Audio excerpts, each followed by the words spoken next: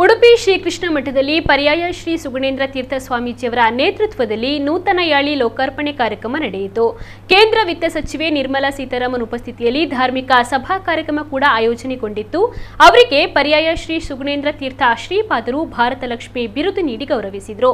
ಅದನ್ನು ಸ್ವೀಕರಿಸಿ ಮಾತನಾಡಿದ ಸಚಿವೆ, ಶ್ರೀಕೃಷ್ಣನ ಸಂದೇಶಗಳನ್ನು ಪಸರಿಸುವಲ್ಲಿ ಪುತ್ತಿಗೆ ಮಠದ ಕೊಡುಗೆ ಅನನ್ಯವಾದದ್ದು. 1 ಕೋಟಿ ಭಗವದ್ಗೀತೆ ಬರಹಗಳ ಸಂಗ್ರಹ ಶ್ಲಾಘನೀಯ ಕಾರ್ಯ. ಕೃಷ್ಣ ಭಗವಂತನು ಭಾರತ ದೇಶವನ್ನ ಆಶೀರ್ವದಿಸಲಿ. ರಕ್ಷಾ ಬಂಧನದ ದಿನ ನಾನು ಕೃಷ್ಣನ ಆಶೀರ್ವಾದವನ್ನ ಪಡೆಯಲು ಬಂದಿದ್ದೇನೆ. ಭಾವುಕಳಾಗ್ತಾ ಇದ್ದೇನೆ. ಉಡುಪಿ ಕೃಷ್ಣ ಮಠದ ಜೊತೆ ನನಗೆ ಅವಿಸ್ಮರಣೀಯ ನೆನಪುಗಳಿವೆ ಎಂದು ಹೇಳಿದರು. ಬಳಿಕ ಸಭೆಯನ್ನ ಉದ್ದೇಶಿಸಿ ಆಶೀರ್ವಚನ ನೀಡಿದ ಪರ್ಯಾಯ ಶ್ರೀ ಪುತ್ತಿಗೆ ಮಠದ ಸುಗುಣೇಂದ್ರ ತೀರ್ಥ ಸ್ವಾಮೀಜಿ, ಉಡುಪಿಯ ಶ್ರೀಕೃಷ್ಣ ದೇವರು ರುಕ್ಮಿಣಿ ಕರಾರ್ಚಿತ ಮೂರ್ತಿ. ನಿರ್ಮಲಾ ಸೀತಾರಾಮನ್ ಅವರ ಮೂಲ ಹೆಸರು ರುಕ್ಮಿಣಿ ಎಂದು ತಿಳಿದಿದೆ. ಉಡುಪಿ ಕೃಷ್ಣ ದೇವರು ಮತ್ತೊಮ್ಮೆ ರುಕ್ಮಿಣಿಯ ದರ್ಶನವನ್ನ ಬಯಸಿದ್ರು. ನಿರ್ಮಲಾ ಸೀತಾರಾಮನ್ ನಮ್ಮ ದೇಶದ ಭಾಗ್ಯ ದೇವತೆ. ದೇಶದ ಆರ್ಥಿಕ ಸಮಸ್ಯೆಗಳೆಲ್ಲವೂ ಕೂಡ ಬಗೆಹರಿಯಲಿ ಎಂದು ಹೇಳಿದರು. ಕಾರ್ಯಕ್ರಮದಲ್ಲಿ ಅದಮಾರು ಮಠದ ಶ್ರೀ ವಿಶ್ವಪ್ರಿಯ ತೀರ್ಥ ಸ್ವಾಮೀಜಿ, ಸಂಸದ ಕೋಟ ಶ್ರೀನಿವಾಸ್ ಪೂಜಾರಿ, ಶಾಸಕ ಯಶ್ಪಾಲ್ ಸುವರ್ಣ ಸೇರಿದಂತೆ ಮಠಾಧೀಶರು, ಇತರ ಗಣ್ಯರು ಉಪಸ್ಥಿತರಿದ್ದರು. ಇನ್ನು ಇನ್ಫೋಸಿಸ್ ಫೌಂಡೇಶನ್ ಅಧ್ಯಕ್ಷೆ ಸುಧಾಮೂರ್ತಿ ಚಂದ್ರಶಾಲೆಯಲ್ಲಿ ಕುಳಿತು ದೇವರ ಸೇವೆಗೆ ಹೂವು ಕಟ್ಟಿದ್ರೆ, ಸಚಿವೆ ನಿರ್ಮಲಾ ಸೀತಾರಾಮನ್ ಸಾಮಾನ್ಯ ಗೃಹಿಣಿಯರಂತೆ ದೇವರ ನೈವೇದ್ಯದ ಪಾತ್ರೆಯನ್ನ ತೊಳೆದು ಸ್ವಚ್ಛಗೊಳಿಸಿ ಸರಳತೆಯನ್ನ ಮೆರೆದ್ರು.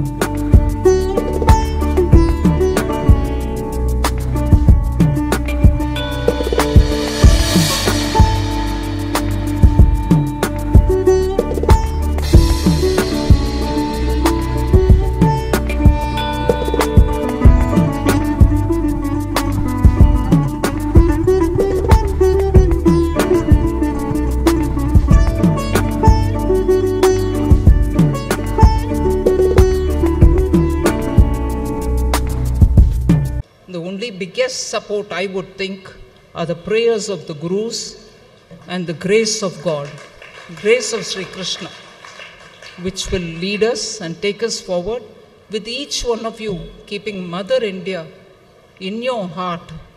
When you stand before the Lord, do have a prayer. This country should prosper. This country should prosper for all our young people who are looking up to this country. And the overwhelming emotion in me today is more that on a day like this, in the north, it is being celebrated as Raksha Bandhan. Today, I've come to seek the blessing of Lord Shri Krishna, and all the Gurus have given me the message.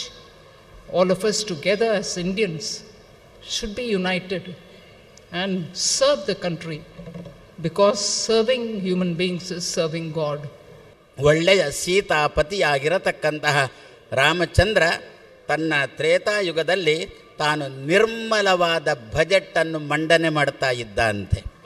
ಅದೇ ರೀತಿಯಲ್ಲಿ ದ್ವಾಪರ ಯುಗಕ್ಕೆ ಬಂದಾಗ ಸ್ವಯಂ ವಿತ್ತ ಮಂತ್ರಿಣಿ ದ್ರೌಪದಿಯಾಗಿದ್ದಳು ಅಂತೇಳಿ ಮಹಾಭಾರತ ಹೇಳ್ತಾ ಇದೆ.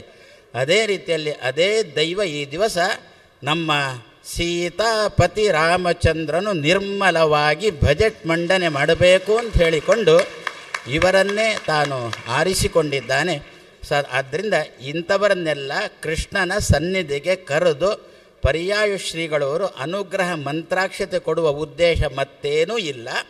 ಸ್ವಾರ್ಥ ಅಲ್ಲ, ದೇಹದ ದೃಷ್ಟಿಯಿಂದ ಕೊಡುವುದಲ್ಲ, ದೇಶದ ಹಿತದೃಷ್ಟಿಯಿಂದ ಕೊಡ್ತಾ ಇದ್ದಾರೆ.